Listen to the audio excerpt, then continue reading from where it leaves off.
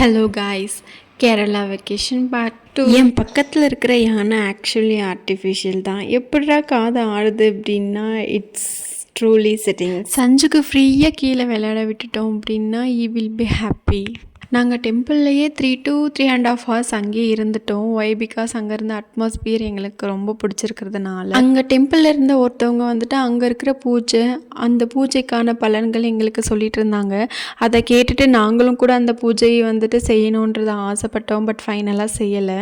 But இது எந்த அளவுக்கு ட்ரூ ஆர் ஃபால் அப்படின்றது எனக்கு தெரியலை.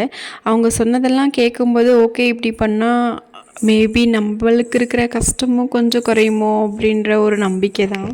End of the story. இது ஒவ்வொருத்தருக்கும் இருக்கிற நம்பிக்கை. அது மூட நம்பிக்கையா இல்லை நம்பிக்கை அப்படின்றதுக்குள்ளே நான் போக விரும்பலை.